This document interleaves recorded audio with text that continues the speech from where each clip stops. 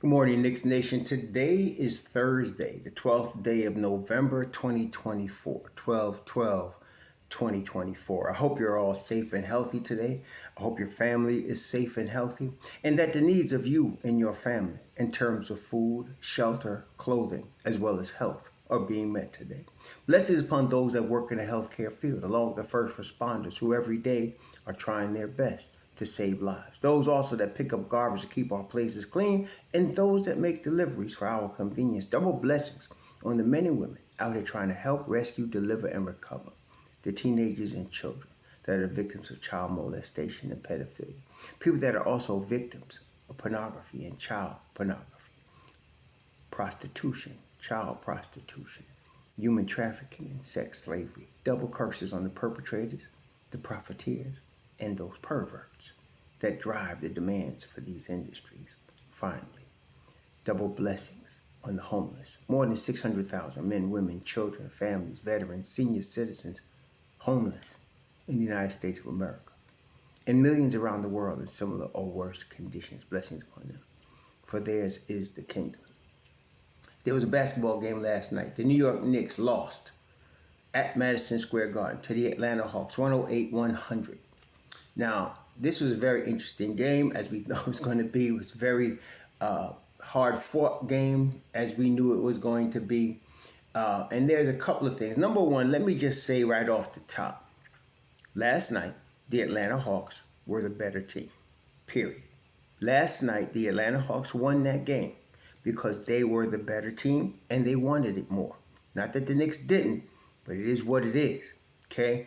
That being said, I must also say it was the worst officiated game they have had this year. This is what made it a big disappointment for me. It was the worst officiated game this year. Not all time, but this year for sure. Usually, when there's a terrible officiated game, it's involving Ed Malloy or Tony Brothers. Not this one. And the thing that makes me very suspicious about it is the Knicks were favored. So a bet against the Knicks would make somebody a lot of money. And so I'll leave that there.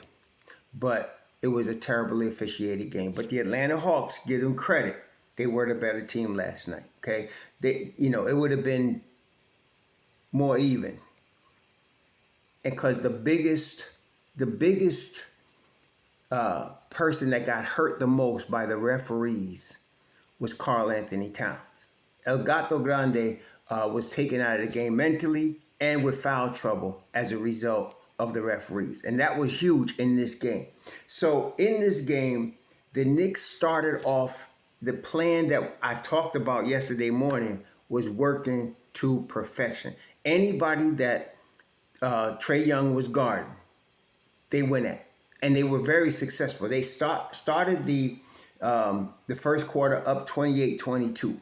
They ended the half up 7, 54-47. And it was going really good, okay? Now, even in the first half, the referees were doing a number. I mean, it was not being... This is the thing, and as Tom Thibodeau says, and you're going to hear probably Josh Hart say the same thing, being physical is not a problem. The Knicks can play physical. It's just that if you're allowing physicality on one side and then you're calling ticky-tack fouls on the other side, that's where there's a problem. Okay, that's where there's a problem. And that was so painfully obvious that they were doing that last night. In Karl Anthony Towns' case, I remember saying yesterday that their starting center, the starting center for Capella could not guard Cat. And he couldn't. He was at Cat's mercy. But he was grabbing, he was holding, he was pushing. And same with Onyeka Okongwu. Either Cat was too quick for Capella or too strong for Okongwu. And they took him out the game. Some really stupid foul. There was one legit foul out of frustration at the end that Cat did in the fourth quarter. But that was out of frustration. And the one dunk that when he did the dunk, it was frustrating. They were, even on that play, they were grabbing hold of him like there was flags on a pole. It was bad. But how the game went was they started off properly in terms of the strategy. They had Mikal Bridges on Trae Young. They were causing Trae Young to give up the ball. They were They were attacking whoever the Leprechaun was guarding. It was working very well. And it was weird because Josh Hart was getting most of the open shots. And I know that was by design in Atlanta. If the starting five, he's the guy you'd want to shoot, but he was hitting his shots. He was the leading scorer going into the half. Now, what happened in the third was partially, again, the result of getting Cat both in head and in body out the game. But I have to say it was Jalen Brunson. And the thing is, this is what happened. And let me just say this straight up. The Leprechaun outplayed Brunson last night. He just outplayed him. And Brunson knows it, okay? He just outplayed Brunson yesterday. If they stuck with the game plan, the initial game plan of just attacking the Leprechaun, moving the basketball and getting mismatches on the Leprechaun, it'd have been a good night. But instead, and what happens is Brunson, at certain points almost every game, he puts his imprint on the game. And you would expect him to do that. He's a superstar, so he's going to try to put his imprint on the game, okay?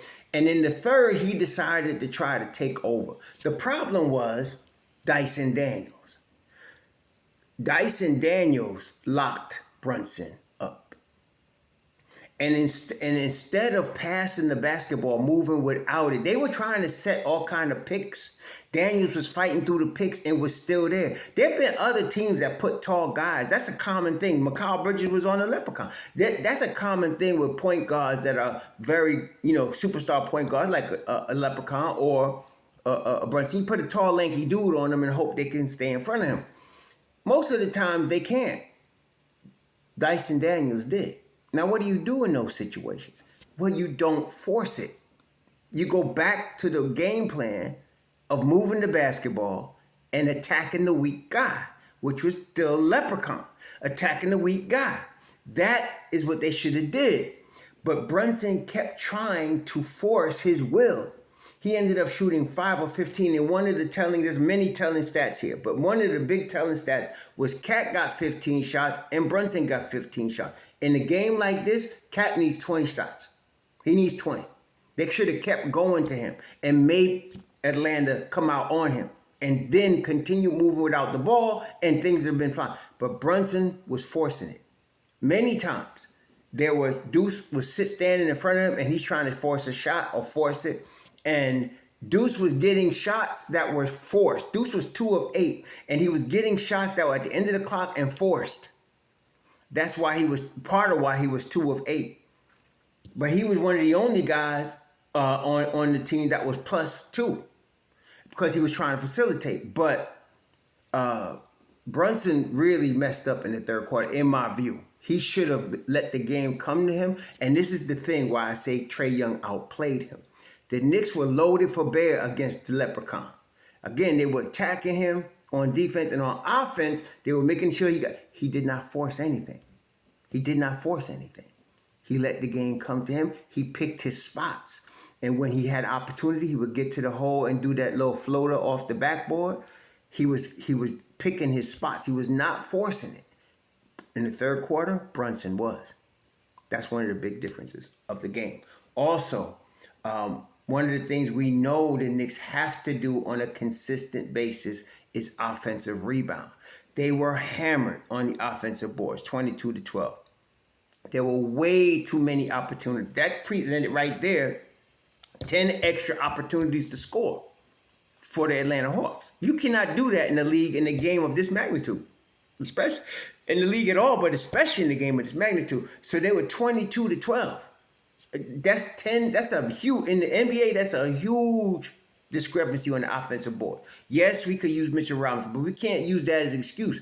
That's no excuse. They should have. We had our contingent that we needed. They got enough. The Knicks got enough right now with the 8 guys they got in the rotation to do business.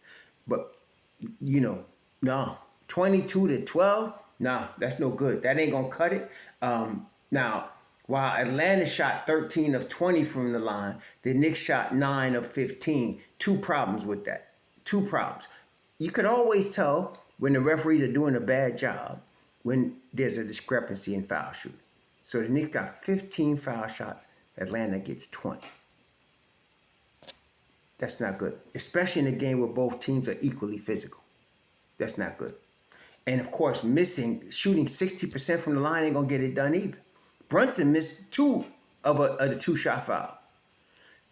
I'm not trying to pick on Brunson. He's our superstar. He's our captain. He's going to have many good nights. Last night wasn't one of them. I will just say that, and I will say also this. He'd be the first one to tell you. Okay, he'd be the first one to tell you. He got outplayed by Trae Young. He was forcing stuff. He stopped the ball movement. He became Julius Randle last night. That was a problem. So these were the keys to the game. Now, the third quarter, of course, that's when it all fell apart, because that was the third quarter that the things I'm mentioning, that was being highlighted. Brunson forcing too much, Trae Young picking his spots, the young boys, Risache, Dyson Daniels, and Jalen Johnson, who I liked coming out of Duke. I knew his talent was unquestioned. There was rumors about his attitude because he left the team. Obviously, he don't have no attitude problem, but because he left the team, it was out there that maybe he had some sort of attitude problem. He left the team to get ready for the draft when he got hurt at Duke. I don't know who put that out there. Maybe it was somebody at Duke or whatever, but that's what caused his stock to drop. But talent-wise, he was always that dude. And he's showing it. Now, they just gave him $150 million. So, But the third quarter, that's when it fell apart. So, third quarter, they outscored the Knicks by 16, and that was the ball game. That was the ball game. That was it right there. The Knicks had going to the half with a 7-point lead. They were outscored by 16 in the third, and that was it. That was it. That was the game right there. And a game, again, of this high magnitude, with a lot at stake and two teams battling this out, that's all it takes. One bad quarter. That's all it takes. Okay? And Brunson knows that. And again, I'm not trying to rail on Jalen Brunson. We should trade him with some stupidness. See, sometimes after a loss, that's why I don't come on right away after a loss. People say the dumbest things in the heat of the moment. The dumbest things. And I don't want to be one of them people. I want to be able to come back, analyze the situation, and look at it squarely. Okay, it did cause me to have some trouble sleeping last night. This game, I didn't like the way this turned out. But it was a nightmare game. And the big thing too, DeAndre Hunter. I told you yesterday he was a Knick killer. He's always been a Knick killer since he come out of Virginia. He's been a Knick killer. But man, he has found his groove coming off the Atlanta bench.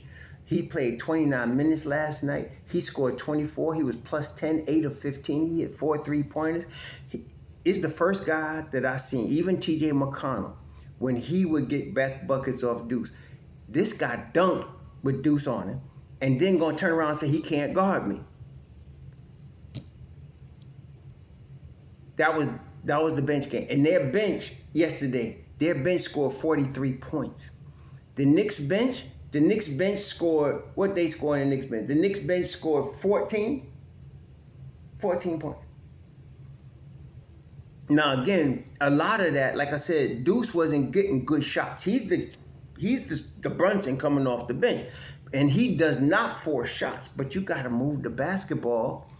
And like I said, when Brunson decided he wanted to take over the game, and he couldn't because Dyson Daniels was locking him up, and that's what Dyson Daniels did. He locked him up. That was it. That stopped the whole flow. Combining that with taking Cat out the game, both in foul trouble as well as in his head. See, somebody came yesterday and said that that Leprechaun was going to get in the Knicks' head. It wasn't the Leprechaun got in the Knicks' head. The referees got in Cat's head. It was at the point where I'm yelling at the TV for him to stop yelling at the refs. They're not going to give you a call tonight. See, you got to decide at some point, okay, they're going to foul me, but I still got to do business. I got to focus on that. That's what he's easily being taken out of a game when he's not. Now, he had a legit gripe. He did. But you can't not. And even Doris Burke said it. I love the way she and Mike Breen did the game yesterday. But she said, you're too important to your team to allow yourself to be taken out the game like that. That was the ball game. So The blessing is this. The Knicks don't play again. But by the way, I didn't think they were going to win this cup. I think I was telling y'all that Sunday. I didn't think they would win the cup. But if they were going to lose, I wanted them to lose in Vegas, in the final game. But they're going to now get what? They don't have to play again until the 19th. They're going to get 8 full days off. Now, that's a blessing because they get to heal. So guys like Hart, Deuce, who really, he was diving the ball yesterday. Somebody grabbed his leg. I didn't see who it was, but that messed him up and he had to leave the game. And others that have been, everybody, Brunson, Hart, Deuce, everybody, pain, all the aches and pains that every NBA team deals with, they get a chance 8 days where they can get right, number one. 8 days where they can look at film, number two. 8 days where they can learn, Jalen Brunson, that you don't need to force stuff. You got enough team around you. Let the game come to you. Pick your spots, number three. Okay, 8 days. And so they play Minnesota on the road coming up. At this point, because the Knicks are 15-10, neither Milwaukee nor Atlanta can, let me see here. Atlanta could catch them. Milwaukee can get no more than 15 wins. Atlanta, if they win their next 2 games, will have 16 wins. Milwaukee, even if they win their next 2 games, can't go more than 15 wins. So the Knicks won't lose much ground as a result of this tournament. They're 4th in the East right now, 6-4 in their last 10. We got a good thing to build on. This is almost like an all-star break because they get a chance to get healed, to review, to lick their wounds, and get right for Minnesota on the 19th of December, which is next week, about a week from tonight. We will be at that game live. So they get a chance to get right, and they're gonna take it. I know Tibbs, Brunson. This is what I like about the team. They're high IQ. They're gonna study the film.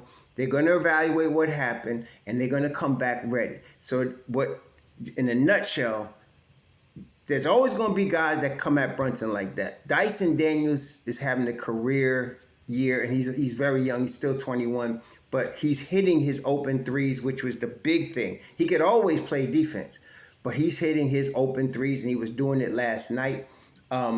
That's big time. He to me right now, Pritchard from Boston and DeAndre Hunter are the leading candidates for 6th man of the year. They really got to be. And then as far as most improved, there's a number of guys, including Dyson Daniels. And of course, I expect Dyson Daniels to be on an all-NBA defensive team. I mean, I haven't seen anybody lock up Brunson like that. That was special. That was real special. So, give them their props, man. They deserve it. They did their job. They were better last night, even with all the other shenanigans I talked about. They were better last night than the Knicks. And the Knicks got to regroup. And next time somebody comes at Brunson like that, he has got to allow the game to come to him. Allow other guys, your OGs, especially Gato. You just got to get him the basketball and get out the way and be a decoy. And let him be the playmaker, because Gato can play make. Okay, this is the benefit of having a guy like that with that type of talent. So, and then of course, overall, I did read yesterday Shams talking about something about end of January for Mitch Rob. I'm sorry, I trust Shams. He's one of the wise men, but I'm not buying that BS till I hear it from the wise man from the Knicks, Ian Begley. And what Ian Begley wrote is that he's close. So there seems to be a dichotomy here. So we'll see what happens. But Mitch Rob is chopping at the bit. He's on the bench. He's putting up Instagram stuff. He wants to come back soon. So let's see what happens. This gives 8 more days for him to heal more and get himself sharp and get ready to come back. We need everybody on deck. But right now, the Knicks got the 8 guys they need to do business until Mitch Rob comes back. So I can't use that as an excuse. Also give Precious a chance to get more on the floor and be ready when he come back. He played pretty good yesterday, actually, given what he did. He was trying his best. He was doing a lot trying to get the Knicks back in the game and keep the Knicks in the game. I like the way Precious came out the game. He played 19 minutes. He had 5 rebounds, 1 assist, 2 steals, 2 blocks. he was doing his thing, so I can't fault him too much. He's still coming back, but after the break, I expect more from him. But we got to be better. That's all. Got to get better, and we got 8 days to figure it out. Y'all enjoy the weekend. I won't be on much, being that the Knicks have this 8 days off. I'm going to be here and there. I don't think I'll be doing videos every day, but here and there until the break. And then, of course, we'll be live at the Minnesota game. So we'll talk to y'all soon. Please don't let this get to you too much. We're still a good team. I'm still looking at 55 wins. I'm still looking at top 2 in the East. We just need to learn from our mistakes and grow. Got to give them that a chance to do that. Shalom.